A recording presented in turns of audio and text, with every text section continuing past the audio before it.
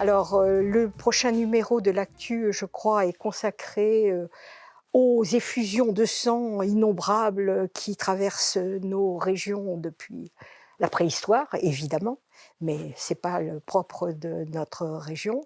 Et parmi ces violences, il y en a qui m'ont toujours intéressée, qui sont les révoltes où hommes et femmes toutes seules, ou hommes tout seuls, ou conjointement, ont eu l'occasion de se battre contre le renchérissement du prix des grains dans un monde massivement paysan où la crainte du pain quotidien revenait régulièrement, ont eu l'occasion de se battre aussi contre le renchérissement des impôts phénoménal à certaines périodes de l'histoire de nos régions, notamment le XVIIe siècle, mais ont eu aussi à se battre contre les armées, les troupes qui passaient dans nos provinces pour aller vers La Rochelle, qui ont eu à se battre pour garder le droit de faire paître leurs bêtes, le droit de garder de garder leur ancien cimetière,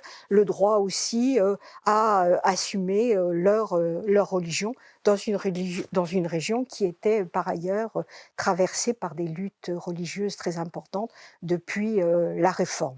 Donc travailler sur les émeutes et les guerres paysannes est quelque chose qui est tout à fait passionnant, en tout cas qui a passionné la vieille historienne que je suis aujourd'hui, qui travaille sur d'autres sujets et notamment sur les femmes et leur rôle dans les sociétés anciennes, et qui s'est rendu compte qu'on minimisait, mes collègues qui ont travaillé sur les soulèvements populaires ont toujours eu tendance à minimiser le rôle des femmes.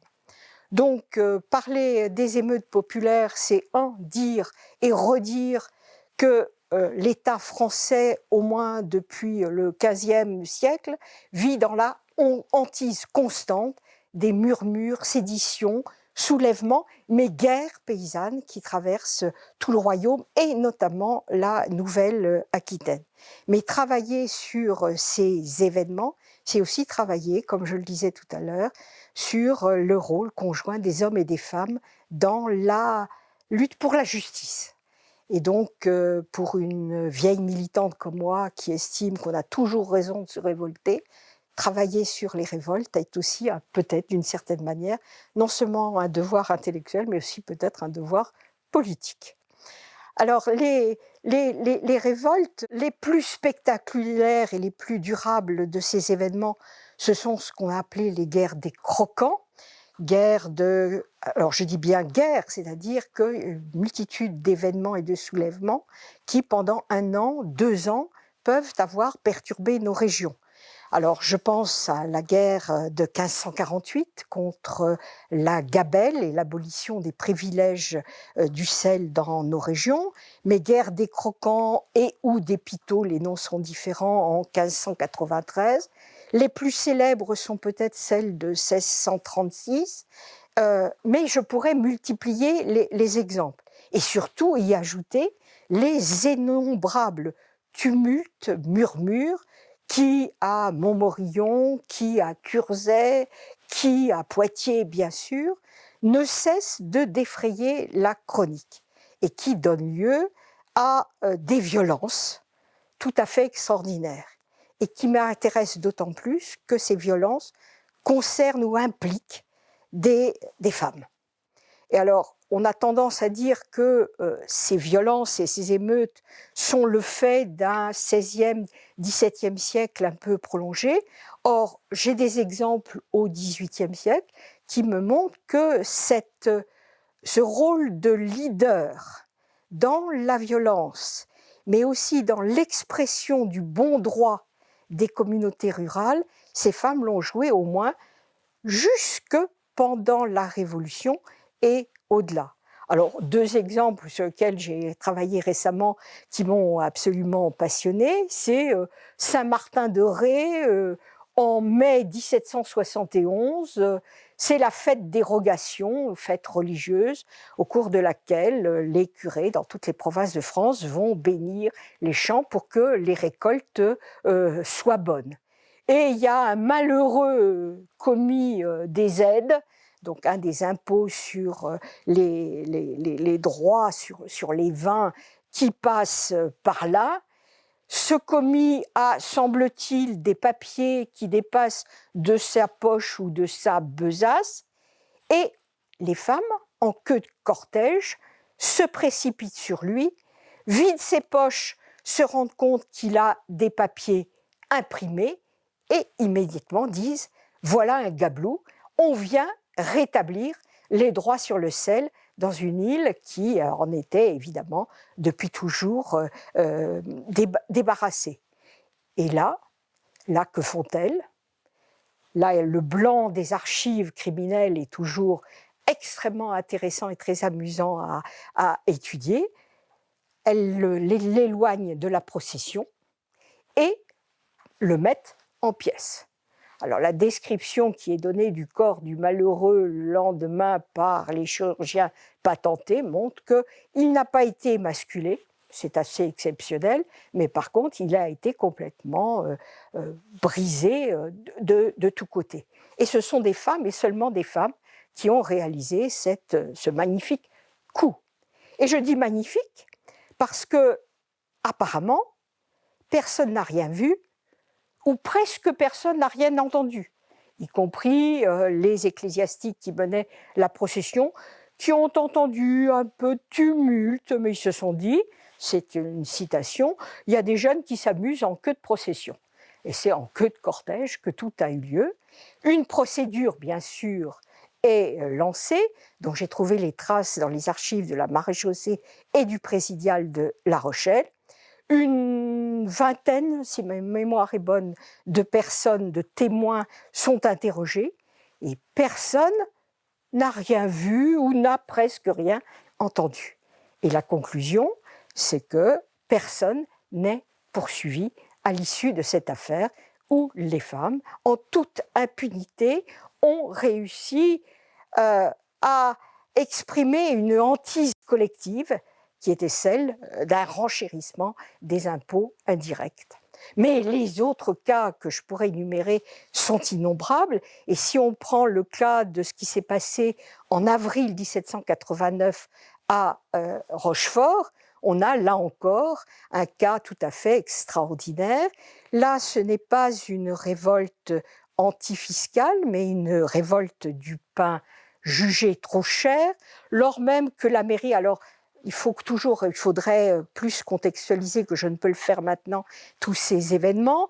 Avril 1789, les cahiers de doléances viennent d'être rédigés, fermentation des esprits, et surtout une récolte désastreuse en 1788-89.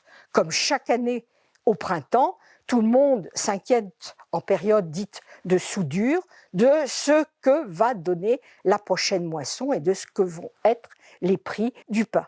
Et là, la municipalité de Rochefort sent bien qu'il y a du trouble dans la ville, de la fermentation, notamment du côté du port. Alors Rochefort, Arsenal, situation relativement privilégiée des ouvriers, mais cependant des gens qui viennent d'un peu partout, qui en ont vu d'autres. Et puis le groupe des femmes de peine qui, bien sûr, sont hantées par ce que va devenir leur progéniture. Et la mairie, qui sent bien cette fermentation, a fait diminuer légèrement le prix du pain, l'imposant aux boulangers. Mais cette diminution est tellement ridicule que sous la halle, les femmes se mettent en colère, se fâchent et ils crient à l'assaut, au pillage, et se précipitent chez les 11 boulangers de la ville de Rochefort. La conclusion qui est la plus intéressante, c'est que là, ce sont des femmes qui lancent le mouvement, et parmi elles, il y a quelques belles personnes qui sont des analphabètes, mais qui savent porter, là, encore une fois, la parole de la collectivité.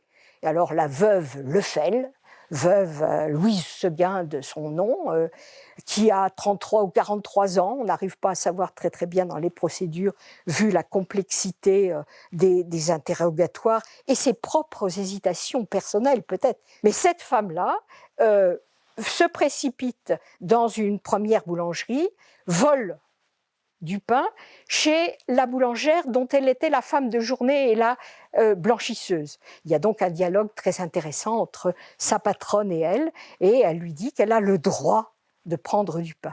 Elle se rentre précipitamment chez elle, camoufler le premier pain qu'elle a volé, et elle repart, comme elle dit très joliment, comme disent les hommes et les femmes de ce temps, on part au partage.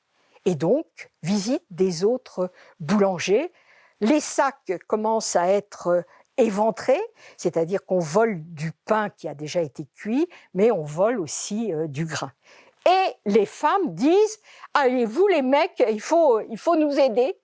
Et à ce moment-là, leur parole est assez efficace pour drainer 200 à 300 hommes d'origine sociale assez hétéroclite. C'est tout à fait d'ailleurs intéressant à analyser.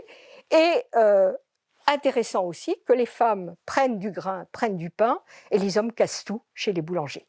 Mais la fin de l'histoire, c'est que là, après, il s'agit de les archers arrivent.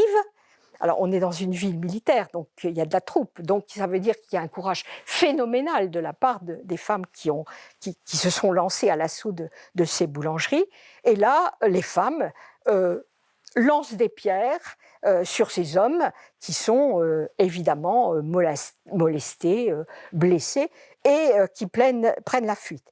Et les femmes poursuivent leur démarche, qui est donc une démarche collective, et j'insiste beaucoup là-dessus, et pas seulement personnelle. Elles vont jusqu'à l'hôtel de ville qui vient juste d'être inauguré. Nous connaissons tous ces lieux magnifiques à la place de Rochefort.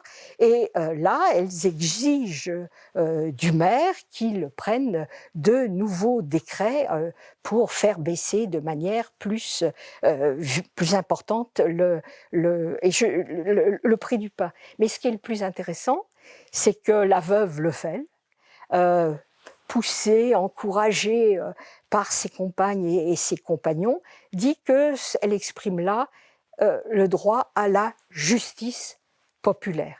Et le vocabulaire qu'elle emploie montre que ces mouvements, qui certes sont spontanés, certes sont violents, sont aussi l'expression d'une conscience politique chez une pauvre femme qui ne s'est pas signée, qui est tout à fait intéressant. Alors la fin de l'histoire, elle est lamentable parce qu'on est à Rochefort, parce qu'il n'y a pas seulement la milice bourgeoise qui intervient, mais aussi la troupe, et du même coup, après une information et des enquêtes très très longues, 700 pages d'archives à éplucher, font apparaître qu'il y a eu des rôles de meneurs, et parmi ces meneurs, il y a 3 hommes, dont un napolitain, d'où sort-il, c'est tout à fait étonnant, et la veuve Lefel.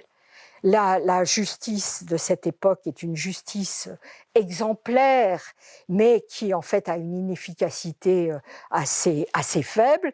Donc les 2 hommes sont punis de mort, mais en fait ils sont ces 2-là contumaces et qui ne seront jamais attrapés. J'aurais pu le dire à propos de toutes les émeutes que j'ai étudiées. Un 3e homme, le fameux italien, est envoyé aux galères à perpétuité, et ma malheureuse Louise, veuve Lefel, est obligée d'assister à la punition exemplaire qui est infligée à l'Italien, et elle-même est fouettée en place publique et marquée au fer rouge sur l'épaule droite d'une fleur de lys, et elle est condamnée à être enfermée à perpétuité dans une maison de force qui n'est pas indiquée. Alors j'espère, mais ça faudra peut-être ne pas le dire, j'espère que grâce à la prise de la Bastille, qui a lieu le jour même où elle est battue, marquée au fer rouge, le 14 juillet 1789. J'espère qu'à la suite de ces événements, elle échappera peut-être à cette longue détention.